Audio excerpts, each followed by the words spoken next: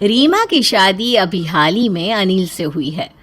अनिल एक middle class family का लड़का है और उसका रहन सहन बहुत सादा है। लेकिन रीमा एक बहुत बड़े खानदान से ताल्लुक़ रखती है।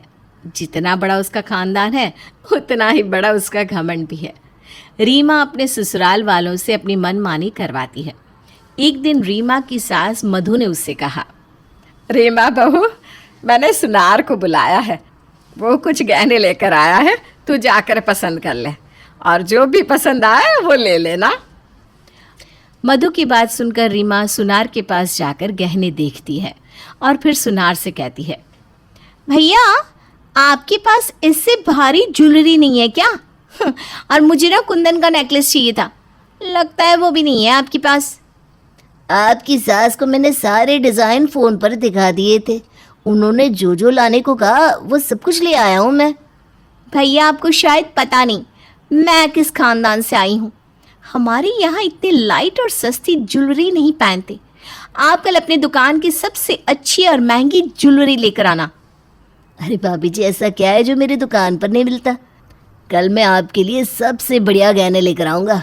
अच्छा जी, चलता हूँ, नमस्ते। सुनार वहाँ से चला जाता है। सुनार के जाने के बाद मधु अपनी बहू से कहती है, बहू, अच्छे गहने लेने के लिए पैसे भी तो अच्छे चाहिए होंगे ना। हमारा जितना बजट है हम उस बजट के मुताबिक तो सामान लेंगे ना। माँ जी प्लीज़, अब आप मुझे बोर मत करिए। मैं ऐसी ज्वेलरी पहनकर घर से बाहर निकलूंगी तो लोग क्या कहेंगे मेरे खानदान के बारे में।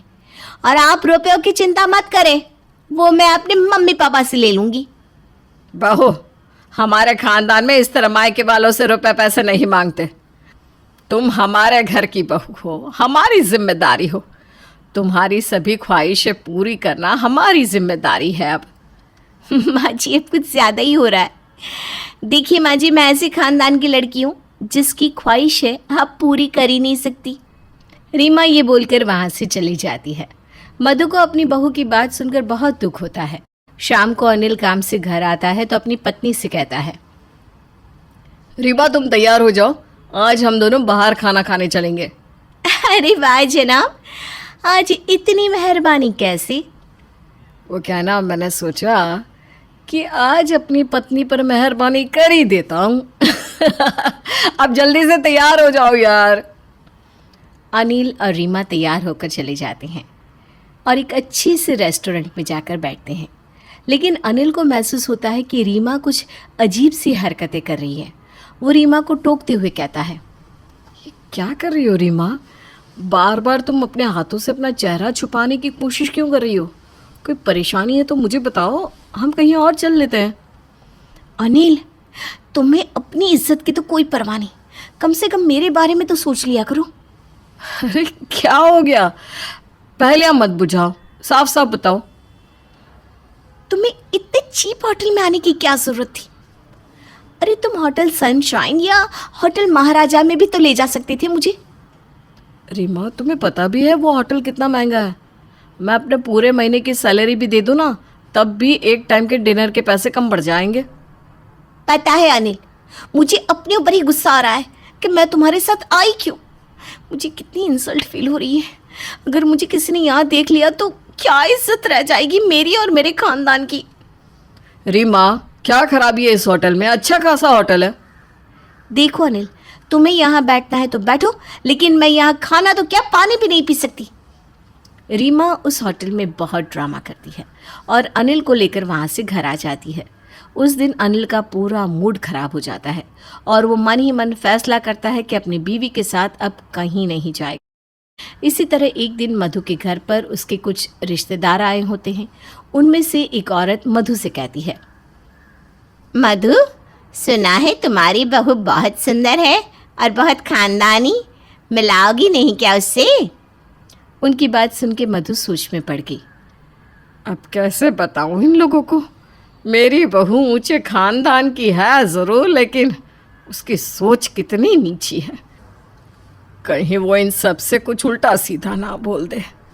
मधु इस कश्मकश में उलझी हुई थी कि तभी दूसरी औरत बोलती है, क्या सोच रही हो मधु? हमने ऐसा भी क्या कह दिया जो इतनी गहरी सोच में डूब गई? बुलाओ अपनी बहू को। मधु ना चाहते हुए भी रीमा को बुला लेती है। सभी औरतें रीमा की बहुत तारीफ करती हैं। तभी एक औरत रीमा को आशीर्वाद देते हुए उसके गाल पर हाथ लगा देती है और इस पर रीमा भड़क जाती है। ये क्या कर रही हो आप? अपने हाथ पीछे रखो मुझसे। क्या हुआ बहू? मैंने तो बस आशीर्वाद दिया है। आपने आशीर्वाद नहीं दिया, बल्कि मेरा गाल टच किया है। आपको पता है, अभी फेशियल करवा कर आई हूँ, पूरे 5,000 रुपये खर्च करके आई हूँ। हमारे खानदान में पार्लर में इतने पैसे खर्च करना आम बात है। खैर, आप क्या समझेगी? आप तो कहीं जाती होंगी तो 20 रुपये के साबुन से मुंह धोकर आ जाती होंगी। ये बोलकर रीमा वहाँ से चली जाती है। सभी औरतें मधु को बहुत हैरानी से देखती है। तभी एक औरत उससे कहती है, मधु, तेरी बहू तो बहुत तेज़ है। देख, हम तो आज आए हैं, थोड़ी देर बाद चले जाएंगे यहाँ से। सारी ज़िंदगी तुझे ही उसे झेलना है, इसलिए इस पर लगाम कस के रख, नहीं तो तुझे उंगलियों पर नचाएगी। सभी औरतें वहाँ से चली जाती है और मधु पूरी रात इस बारे में सोचती रहती है कि वो अपनी खानदानी बहू का दिमाग कैसे ठिकाने पर लगाए। अगली सुबह मधु अपने बेटे और अपने लिए नाश्ता बनाती है। तभी वहाँ पर रीमा आकर कहती है, माँ जी, मेरा नाश्ता कहाँ है? बहू, मैंने तेरे लिए नाश्ता नहीं बनाया। क्यों? मैंने सोचा मेरी बहू खानदानी है, अब खानदानी लोग नाश्ते में न जाने क्या खाते होंगे। अगर मैंने उल्टा सीधा कुछ बना दिया और वो तूने खा लिया तो तेरे खानदान की इज्जत का क्या होता? लेकिन माँ जी। अरे लेकिन वेकिन मत कर बहू, तेरे खानदान के लोग जो खाते हैं ना वही बना ले और खा ले। इससे 2 फायदे होंगे, एक तो तेरे खानदान की इज्जत भी बनी रहेगी और हमारी टेंशन भी ख़त्म हो जाएगी। रीमा ये बोलकर वहाँ से चली जाती है। थोड़ी देर बाद अनिल ऑफिस के लिए निकल रहा होता है तो रीमा उससे कहती है, अनिल सुनो ना, मैं भी तुम्हारे साथ चलती हूँ। तुम मुझे मम्मी पापा के घर छोड़ देना। ये क्या कह रही हो रीमा? मेरे पास कार नहीं, बाइक है। अगर किसी ने तुम्हें बाइक पर देख लिया तो तुम्हारे खानदान की इज्जत का क्या होगा? और तुम मेरी बाइक से अपने घर के सामने उतरोगी तो तुम्हारे खानदान की इज्जत का तो जनाजा ही निकल जाएगा ना। नहीं नहीं नहीं नहीं, ये मैं नहीं होने दूंगा। तुम एक काम करो, तुम अपने लिए कार मंगवा लो। अच्छा, चलता हूँ मैं, देर हो रही है। अनिल वहाँ से चला जाता है। रीमा उसे देखती रह जाती है। रीमा को समझ में आ गया कि उसकी सास और अनिल उसके साथ ऐसा क्यों कर रहे हैं, लेकिन वो किसी से कुछ नहीं कहती। एक दिन रीमा के मम्मी पापा उसके घर आते हैं। समधन जी, कैसी हो आप? मैं तो ठीक हूँ जी, आप सब कैसे हो? अनिल बेटा, तुम्हारा काम कैसा चल रहा है? अब ठीक चल रहा है पापा जी। आप सब लोग बैठे, मैं आपके लिए चाय नाश्ता लेकर आती हूँ। मधु वहाँ से चली जाती है और कुछ देर में 3-4 प्लेट वहाँ पर लगा देती है। उन प्लेटों में रखा सामान देखकर सब हैरान हो जाते हैं। मधु ने एक प्लेट में सोने के जेवर, एक प्लेट में चांदी के जेवर, एक प्लेट में नोट और एक प्लेट में सिक्के भरे थे। अनिल अपने ससुर से कहता है, पापा जी, माँ नाश्ता ले आइए, लीजिए कुछ खाइए ना। अरे बेटा, ये कैसा मजाक है? ये सोना चांदी रुपया पैसा कोई खाने की चीज़ थोड़ी ना है। भाई साहब, अब आप खानदानी लोग हैं, खानदानी लोगों के खाने के लिए कुछ तो स्पेशल खाने की चीज़ रखनी ही होती है ना। बहन जी, हम खानदानी लोग हैं तो क्या हुआ? खाते तो हम भी रोटी हैं, पीते तो हम भी पानी ही हैं। तो मम्मी जी, ये बात आप अपनी बेटी को समझाओ ना कि हर समय खानदान का राग अलापना बंद करे। भाई साहब, आपकी बेटी किसी इंसान को इंसान नहीं समझती, हर किसी से बदसलूकी करती है। माफ़ करना, हमें संस्कारों वाली खानदानी बहू चाहिए, ऐसे खानदानी बहू नहीं जिसके अंदर घमंड कोट कोट कर भरा हो। रीमा अपने पति और सास की बात सुनकर बहुत शर्मिंदा हो जाती है। रीमा के माता पिता अनिल और मधु से माफ़ी मांगते हैं और अपनी बेटी को समझाते हैं। रीमा चुपचाप खड़ी होकर सबकी बातें सुनती है। अब रीमा को अपने माता पिता की बात कितनी समझ में आती है ये तो वक्त ही बताएगा। लेकिन आप हमारी कहानी को लाइक, शेयर और चैनल को सब्सक्राइब करना बिल्कुल मत भूलिएगा और साथ ही हमें कमेंट करके ये ज़रूर बताना कि आपको हमारी कहानी कैसी लगी। नुस्खे वाली ननद। जूही अपने पति विकास और अपनी ननद सिया के साथ रहा करती थी। सिया की अभी तक शादी नहीं हुई थी। अपनी भाभी जूही और अपने भाई विकास से वो बहुत प्यार करती थी और सब लोग बड़े प्यार से एक दूसरे के साथ रहा करते थे। ओहो, ये क्या होता जा रहा है? मेरे बाल कितने ज्यादा गिर रहे हैं। ऐसा लगता है कुछ ही दिनों में गंजी हो जाऊंगी मैं। अरे भाभी, आप ऐसा क्यों बोलती हैं? मेरी भाभी तो इतनी खूबसूरत है, भला वो क्यों गंजी होने लगी? अरे देखो ना सिया, मेरे बाल कितने ज्यादा टूट रहे हैं। मुझे तो बहुत चिंता हो रही है। भाभी, आप जरा अपने बालों में लगाने वाला तेल तो मुझे देना, मैं अभी आपके बालों का इलाज करती हूँ। पर ऐसा तुम क्या करने वाली हो? अरे भाभी, आप लाइए तो सही, जल्दी से मुझे अपना हेयर ऑयल ला कर दीजिए, फिर देखना कुछ ही दिनों में आपके बाल गिरना झट से बंद हो जाएंगे। जूही अपना हेयर ऑयल का डब्बा सिया को लाकर देती है। सिया उस डब्बे में चुपचाप कुछ मिला देती है। कुछ दिनों के बाद जूही को लगा वाकई में उसके बाल गिरना काफी हद तक ठीक हो चुके थे। अरे वाह, तुम्हारा नुस्खा तो बड़ा असरदार निकला। देखो, मेरे बाल फिर से कितने अच्छे हो गए। आखिर बहन किसकी है? मेरी बहन तो लाखों में एक है। बिल्कुल ठीक कहते हैं आप, लेकिन आपकी बहन मेरी ननद भी है और मुझे बहुत प्यारी है। अब देखो ना, कुछ वक्त बाद उसकी शादी हो जाएगी और ये अपने ससुराल चली जाएगी। फिर तुम्हारी मदद कौन करेगा इन छोटे छोटे कामों में? वही सोचकर तो मैं भी परेशान हो जाती हूँ। समझ में नहीं आता कि सिया के बिना कैसे काम चलेगा मेरा। भैया भाभी, आप क्यों मेरी शादी की बात करते रहते हैं? जब जाना होगा तब चली जाऊंगी। कुछ दिनों के बाद ऑफिस से आने के बाद विकास बहुत थका हुआ दिख रहा था।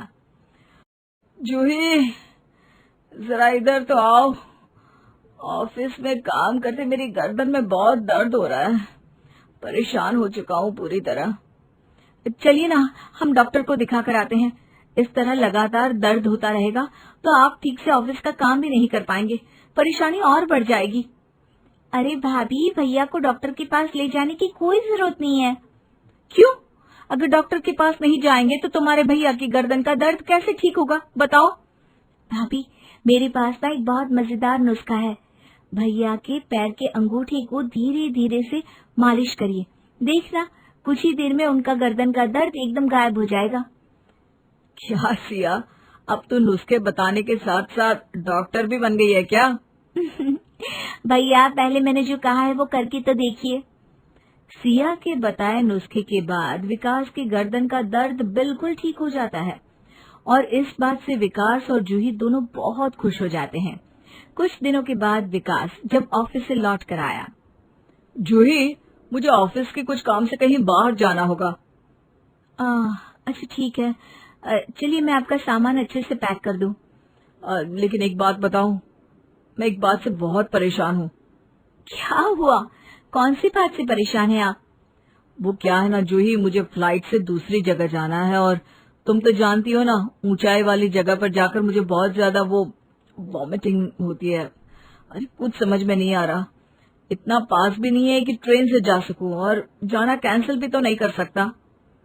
हाँ, आपकी वॉमिटिंग वाली आदत के बारे में तो अच्छी तरह से जानती हूँ, लेकिन हमारे पास इसका कोई इलाज भी तो नहीं है।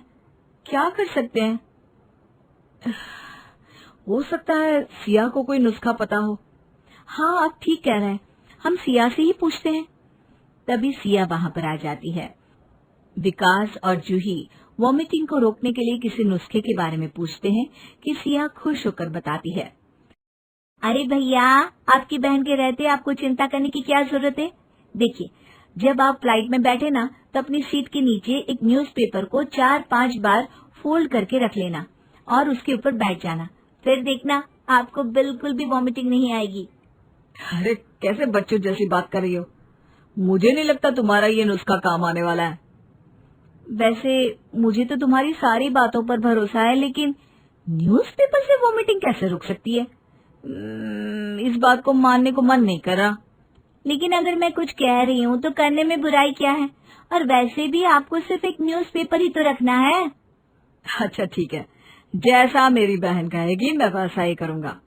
विकास सिया के बताए नुस्खे के अनुसार फ्लाइट में अपनी सीट के नीचे एक न्यूज़पेपर को फोल्ड करके रख लेता है और विकास को वॉमिटिंग नहीं होती। जब विकास घर लौटकर वापस आता है तो ये बात जूही को बताता है। वाकई में सिया, तुम तो लाखों में एक हो और तुम्हारे बताए हुए नुस्खे तो 100% सही निकलते हैं। मैं तो बहुत खुश हूँ कि मैं इतनी होशियार ननद की भाभी हूँ। वक्त ऐसे ही बीतता जाता है और कुछ सालों के बाद सिया की शादी तय हो जाती है। शादी वाले दिन ब्यूटी पार्लर वाली सिया को तैयार करने के लिए घर आती है। देखिए, मैं सबसे पहले आपका हेयर स्टाइल बना देती हूँ। आपके चेहरे पर ना हैवी वाला जूड़ा अच्छा लगेगा। हाँ, मेरी सिया के चेहरे पर तो जूड़ा ही बहुत सुंदर लगेगा। और जरा अच्छे से तैयार करिएगा। तो क्या मैं पहले अपना शादी वाला ड्रेस पहन लूं ताकि बाद में कोई दिक्कत ना हो? अरे नहीं नहीं, कोई दिक्कत नहीं आने वाली। ड्रेस बाद में पहनना, पहले मैं आपका अच्छा सा जूड़ा बना देती हूँ। इसके बाद पार्लर वाली सिया के लंबे बालों से उसका ये खूबसूरत सा जूड़ा बना देती है और उसके बाद उसे ड्रेस चेंज करने के लिए कहती है। अब आप जाकर अपना ड्रेस पहन लीजिए। लेकिन मैंने पहले से जो ड्रेस पहना हुआ है उसका गला तो बहुत छोटा है और इस जूड़े के ऊपर से ये निकल ही नहीं रहा। अब मैं क्या करूं? अरे सिया, जो भी करना है जल्दी करना होगा, शादी के मुहूर्त का वक्त हो चला है। लेकिन मेरी ड्रेस ये जूड़े में बार बार फंस रही है। लगता है हमें फिर से हेयर स्टाइल बनाना पड़ेगा। नहीं नहीं, इसे बनाने में पूरे 3 घंटे का वक्त लगा है। अब दोबारा इसे बनाना पॉसिबल नहीं है। अब हम क्या करेंगे सिया, तुम ही खुद सोचो। सिया दीदी के बाल इतने लंबे हैं, उनका जूड़ा भी बहुत हैवी बना है। एक काम करते हैं, हम उनके बाल को ही काट देते हैं। अरे आप पागल हो गए क्या? मेरी ननद की इतनी खूबसूरत बालों को काटने की बात कर रहे हैं? आइडिया, हम बालों को क्यों काट रहे हैं? जो ड्रेस मैंने पहना हुआ है इसके गले को काट कर भी तो बड़ा किया जा सकता है ना। लाइए भाभी, जल्दी से कैंची लाइए। ये हुई ना बात। देखा, मेरी ननद का दिमाग कंप्यूटर से भी तेज काम करता है। आई बड़ी बाल काटने वाली। जूही जल्दी से दौड़कर कैंची लाती है और सिया ने जो ड्रेस पहना था उसके गले को काटकर थोड़ा सा बड़ा कर देती है। सिया ने आराम से अपना शादी वाला जोड़ा पहन लिया और खूबसूरत दुल्हन बनकर सबके सामने आई। प्रांजल की शादी तन्वी के साथ हो गई। प्रांजल के परिवार में उसके मम्मी पापा के अलावा एक छोटी बहन इशिका भी थी। आज तन्वी का अपने नए घर में गृह प्रवेश था। परिवार के सब लोग बहुत खुश थे। बहुत धूमधाम से तन्वी का अपने नए घर में स्वागत हो रहा था। आओ आओ बहू, आज से ये घर तुम्हारा है। इस नए घर में तुम्हारा स्वागत है। हमारा इकलौता बेटा है प्रांजल और तुम उसकी पत्नी। हमारे लिए तो तुम बेटी की तरह हो। भाभी, आज से आप और मैं दोनों पक्की सहेलियां। कोई तो मिला मुझे इस घर में जिसके साथ मैं खूब सारी बातें कर सकूं। हाँ तन्वी, देखो सब लोग तुम्हारे आने से कितने खुश हैं। कुछ देर बाद बहू के कमरे में। तन्वी बेटा, तुम्हारे मुंह दिखाए की रस्म में ये देखो, स्पेशली तुम्हारे लिए ये साड़ी मंगवाई थी मैंने। इस रस्म के लिए तुम यही पहन कर आना बेटा, बहुत प्यारी लगेगी। भाभी, और ये नेकलेस देखिए, ये साड़ी के साथ बहुत खूबसूरत लगने वाला है। आप इसे जरूर पहनना। मम्मी जी और इशिका, आप लोग मुझे कितना प्यार करते हैं। थैंक यू सो मच, मुझे एक बेटी की तरह और एक दोस्त की तरह प्यार करने के लिए। अरे भाभी, इकलौती भाभी हैं आप, इस घर की इकलौती बहू। अब सब आपको प्यार नहीं करेंगे तो किससे करेंगे? 1 महीने बाद। भाभी, मेरे कॉलेज शुरू हो गए हैं। आप प्लीज मेरे लिए जल्दी से लंच बना कर दे दो। मेरा कॉलेज का टाइम हो रहा है। इशिका, मुझे तुम्हारे भैया का भी लंच पैक करना था। या तो तुम 10 मिनट रुक जाओ या फिर प्लीज मेरी थोड़ी सी किचन में मदद कर दो ना, ताकि हम दोनों मिलकर जल्दी से काम कर पाए। क्या कहा तुमने? अब तुम मेरी बेटी से काम करवाओगी? तुम्हें दिखता नहीं वो कॉलेज जा रही है? देखो तन्वी, घर की बहू तुम हो, घर के काम तुम करोगी, हमारी बेटी इशिका नहीं।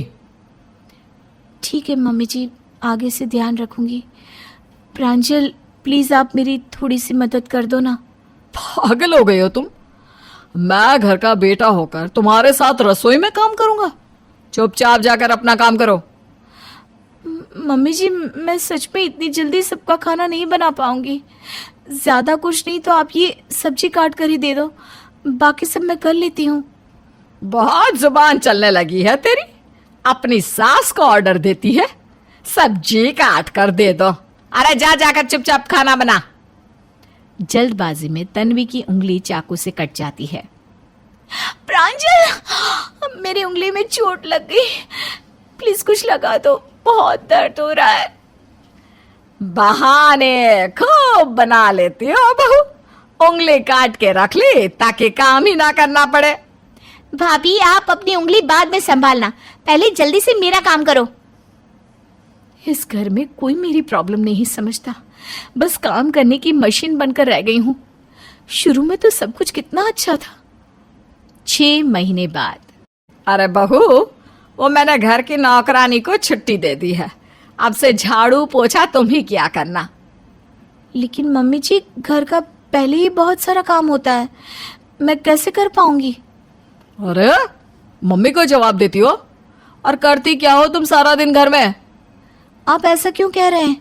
घर के सारे काम मैं ही तो करती हूँ, और कौन करता है भला? आप ही बताइए। बहू, तुम तो सीधे सीधे अपनी सास और ननद की बुराई कर रही हो अपने पति से, और वो भी हमारे सामने।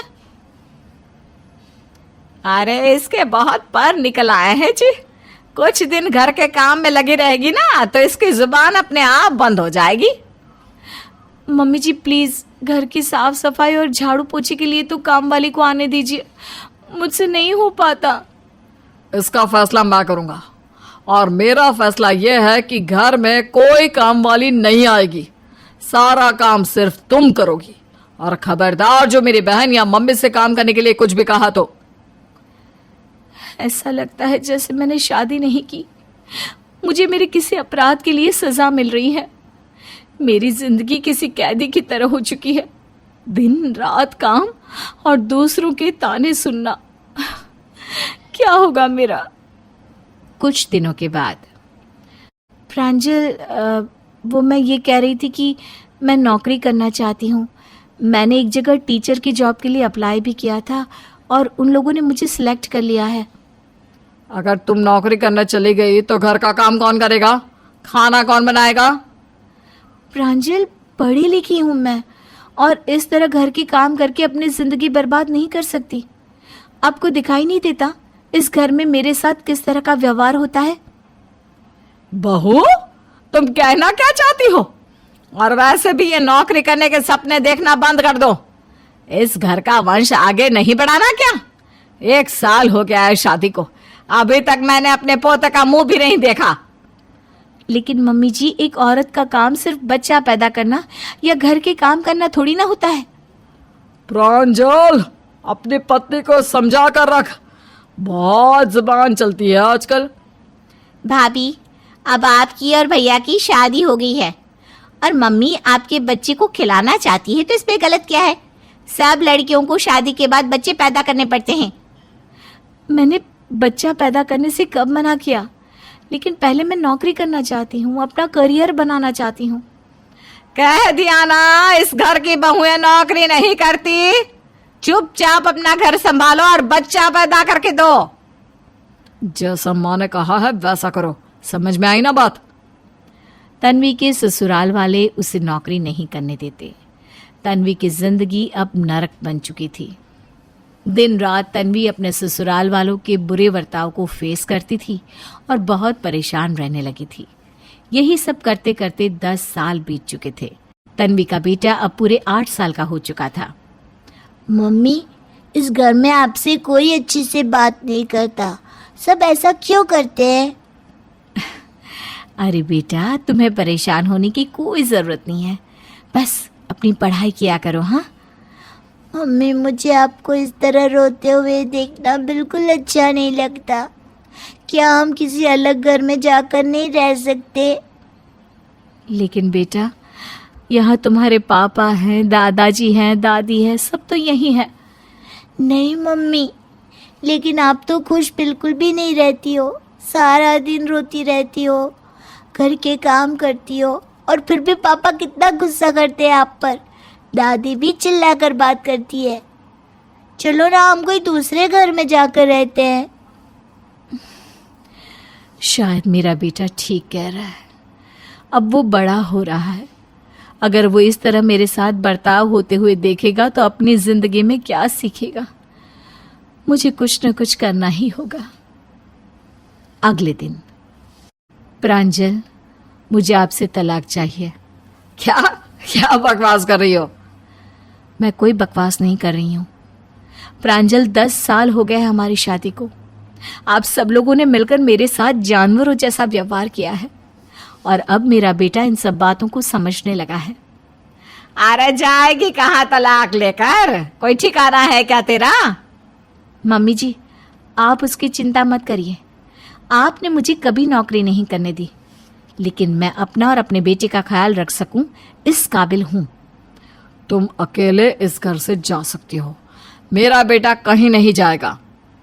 नहीं पापा, आप बहुत गंदे हैं, हमेशा मम्मी को डांटते हैं। मैं आपके साथ नहीं रहूँगा, मैं अपनी मम्मी के साथ जाऊँगा। एक काम कर प्रांजल, कस्टडी का केस डाल दे इसके ऊपर। देखता है कि कैसे हमारे पोते को लेकर जाती है। मैं अपने बेटे को लेकर इस घर से दूर चली जाऊंगी। कान खोलकर सुन लो, तुम चाहे कुछ भी कर लो, अगर अपने बेटे के साथ रहना चाहती हो तो तुम्हें इस घर में रहना ही पड़ेगा। मैं तुम्हें अपने बेटे को लेकर कहीं नहीं जाने दूंगा। तन्वी प्रांजल से तलाक ले लेती है, लेकिन तन्वी का पति अपने बेटे को तन्वी के साथ जाने नहीं देता। काफ़ी दिनों तक कोर्ट में केस चलता है और उसके बाद फैसला तन्वी के पक्ष में आता है। अब से मेरा बेटा मेरे साथ रहेगा और आप लोग मेरा कुछ नहीं बिगाड़ सकते। आप लोगों ने मेरी शादी को उम्र कैद की सजा में बदल दिया था। मैं एक जीती जागती इंसान हूँ, किसी की कैद में नहीं रह सकती। आज से मैं और मेरा बेटा आज़ादी की जिंदगी जिएंगे, खुश रहेंगे। एक छोटे से गांव में भोली भाली सीधी साधी नेहा नाम की एक लड़की रहती थी। नेहा अपने माँ बाप के साथ रहती थी। वो बहुत ही समझदार लड़की थी। एक बार की बात है, गांव में एक भयंकर बीमारी फैली हुई थी। तभी गांव में एक रोहन नाम का डॉक्टर आता है और उसकी मुलाकात नेहा से होती है। जरा सुनिए। नेहा उस लड़की की आवाज़ सुनकर रुक जाती है। हाँ कहिए। जी, मेरा नाम रोहन है और मैं यहाँ नया हूँ। क्या आप मुझे कोई रहने की जगह बता सकती हैं? हाँ ज़रूर, यहाँ पास ही में एक गेस्ट हाउस है, वहाँ आपको रहने के लिए जगह मिल जाएगी। आइए, मैं आपको वहाँ ले चलती हूँ। फिर नेहा रोहन को गेस्ट हाउस ले जाती है और बातों ही बातों में उसे पता चलता है कि शहर से गांव लोगों का इलाज करने के लिए रोहन यहाँ आया हुआ है। आप डॉक्टर हैं और यहाँ हमारे गांव के लोगों का फ्री में इलाज करने के लिए आए हैं? जी हाँ। ये तो बड़ी अच्छी बात है। मुझे भी डॉक्टर बनना था, पर किसी वजह से मैं आगे नहीं पढ़ पाई। रोहन नेहा की प्यार भरी बातें सुनता ही जा रहा था। एक ही मुलाकात में रोहन को नेहा इतनी पसंद आ गई कि रोहन उसे अपना दिल दे बैठा। हाय, कितनी सुंदर लड़की है और इसकी बातें तो और भी प्यारी है। तभी नेहा चुटकी बजाती हुए कहती है, कहाँ खो गए जनाब? कुछ नहीं। अब मैं चलती हूँ। जब भी आपको किसी चीज़ की ज़रूरत पड़े तो मुझे बता देना। जैसे ही नेहा जाने लगती है, अरे रुको, अपना नाम तो बताती जाओ। नेहा, नेहा नाम है मेरा। फिर नेहा वहाँ से चली जाती है। अगली सुबह रोहन गांव के लोगों का इलाज करने में लग जाता है और धीरे धीरे गांव के लोग ठीक भी हो रहे थे। जब भी रोहन को किसी चीज़ की ज़रूरत पड़ती तो नेहा उसे ला कर देती। इसी तरह रोहन और नेहा एक दूसरे से मिलने लगे थे। धीरे धीरे न जाने कब रोहन और नेहा को एक दूसरे से प्यार हो जाता है। नेहा भी अब ज़्यादातर रोहन के साथ ही रहती थी। ऐसे ही एक दिन रोहन नेहा से कहता है, नेहा, मैं तुमसे बहुत प्यार करता हूँ। क्या तुम भी मुझसे प्यार करती हो? हाँ, मैं भी तुमसे प्यार करती हूँ। नेहा और रोहन अब ज़्यादातर समय एक साथ ही बिताते थे। नेहा को रोहन के बारे में कुछ नहीं पता था कि वो कहाँ रहता है, उसके परिवार में कौन कौन है। नेहा जब भी उसके परिवार के बारे में जानने की कोशिश करती तो वो कोई ना कोई बहाना बनाकर टाल देता। नेहा और रोहन एक दूसरे के इतने करीब आ गए थे कि उन्हें पता ही नहीं चला कि वो कब एक दूसरे के हो गए। और फिर एक दिन अचानक नेहा को उल्टी होने लगी और नेहा की माँ आती है। अरे क्या हुआ नेहा, ठीक तो है ना? उल्टी क्यों हो रही है तुझे? माँ, लगता है मैंने कुछ उल्टा खा लिया होगा, शायद इसी वजह से उल्टी हो रही है। नेहा की तबीयत धीरे धीरे खराब होने लगी थी। वो अपने आप को बहुत कमज़ोर महसूस करने लगी थी। फिर एक दिन नेहा को पता चलता है कि वो माँ बनने वाली है। उसके पैरों के नीचे से ज़मीन खिसक गई। नहीं नहीं, ऐसा नहीं हो सकता। अगर माँ को पता चल गया तो माँ तो जीते जी मर जाएंगी। पिताजी किसी को मुंह दिखाने लायक नहीं रहेंगे। नहीं नहीं, ऐसा नहीं हो सकता। मुझे अभी रोहन से बात करनी होगी, उसे बताना होगा कि मैं माँ बनने वाली हूँ। नेहा सीधा रोहन के गेस्ट हाउस जाती है और ज़ोर ज़ोर से उसका दरवाज़ा खटखटाने लगती है। रोहन, रोहन, दरवाज़ा खोलो। तभी उसकी नज़र दरवाजे पर लगे ताले पर पड़ती है। ताला? रोहन मुझे बताए बिना कहाँ जा सकता है? तभी वहाँ पर गेस्ट हाउस का नौकर आता है। डॉक्टर साहब तो कल रात ही शहर चले गए। काका, क्या आप बता सकते हो कि डॉक्टर साहब कहाँ गए होंगे? ना बिटिया, मैं कछु ना पता। अब तो नेहा का रो रो कर बुरा हाल था। उसे कुछ भी समझ में नहीं आ रहा था कि वो क्या करे। नेहा अपने घर चले जाती है। अचानक से नेहा की तबीयत खराब हो जाती है और उसे फिर से उल्टी होने लगती है। नेहा की माँ नेहा को उल्टी करते हुए देख लेती है। अरे क्या बात है नेहा, सब ठीक तो है ना? आजकल इतनी उल्टियाँ क्यों होने लगी है तुझे? नेहा अपनी माँ से कुछ नहीं कहती, चुपचाप कमरे में चली जाती है और रोने लगती है। हे भगवान, ये मुझसे क्या हो गया? मुझसे इतनी बड़ी गलती कैसे हो गई? माँ को कैसे बताओ? ऐसे ही धीरे धीरे समय बीतने लगा। तभी एक दिन अचानक नेहा घर में बेहोश हो जाती है। नेहा की माँ नेहा के मुंह पर पानी के छींटे मारती है। नेहा, नेहा उठो बेटा। जैसे ही नेहा को होश आता है। नेहा सच सच बता, कहीं तू गर्भवती तो नहीं है? अपनी माँ की बात सुन वो जोर जोर से रोने लगती है। माँ, मुझसे बहुत बड़ी गलती हो गई, मुझे माफ कर दो माँ। हे भगवान, लड़की तूने क्या किया? तूने हमें कहीं मुंह दिखाने लायक नहीं छोड़ा। अरे जीते जी मार डाला। फिर नेहा की माँ अपने दोनों हाथों से नेहा को मारने लगती है। कल मुझे बता, कहाँ मुंह काला करके आई है? किसका पाप तू अपने पेट में लेकर घूम रही है? अरे कौन करेगा अब तुझसे शादी? पैदा होते ही मर जाती तो कम से कम ये दिन तो ना देखना पड़ता। नेहा का रो रो कर बुरा हाल था। मैं रोहन को कहाँ ढूंढूं? उसके बारे में कुछ नहीं पता कि वो कहाँ रहता है। जैसे ही रात होती है, नेहा के दिमाग में बहुत सारी बातें घूमने लगती है। मेरी वजह से माँ और पिताजी को कितनी बदनामी सहनी पड़ेगी। इससे अच्छा तो यह है कि मैं मर ही जाऊं। नेहा अपने माँ और पिताजी को बिना कुछ बताए घर से निकल जाती है और एक कुएं के पास जाकर जैसे ही कुएं में छलांग लगाने जाती है, तभी उसे लगता है जैसे उसके पेट में पल रहा बच्चा मानो उससे कुछ कह रहा हो। माँ, माँ, माँ। नेहा अपने पेट में पल रहे बच्चे की आवाज़ सुनकर रुक जाती है। इस बेचारे बच्चे की क्या गलती? मैं अपने साथ साथ इस बच्चे को क्यों मार रही हूँ? फिर नेहा रात की ट्रेन में बैठकर रोहन को ढूंढने शहर चली जाती है, पर उसे रोहन कहीं नहीं मिलता। भूखी प्यासी रहने की वजह से एक दिन उसे चक्कर आ जाता है और वो सड़क पर ही बेहोश होकर गिर जाती है। तभी बहुत भीड़ इकट्ठा हो जाती है और एक लड़की नेहा को सड़क पर बेहोश देख उसे अस्पताल ले आती। अरे भाभी, माँ गई क्या? मैं लेट हो गया। भैया अकेले ले गए होंगे ना स्टेशन तक? नहीं नहीं, पूरी बारात गई है। तुम्हारी माँ की शादी है ना। रानी, क्यों बकवास किए जा रही हो? यही सिखाया है क्या तुम्हें तुम्हारे घर वालों ने? दीदी देखिए, घर वालों तक पहुंचने की ज़रूरत नहीं है, समझी? मेरे मोहल्ले में तो। हाँ भाभी, इसके मोहल्ले में तो ऐसे ऐसे लोग रहते हैं कि क्या ही बताना। ये तो फिर भी बहुत अच्छे बोल रही है। उन लोगों की बोली तो ऐसी है कि कान से खून निकल आए। शिवानी मियाँ बीवी के चक्कर में पड़ना नहीं चाहती थी, तो वो वहाँ से चली जाती है।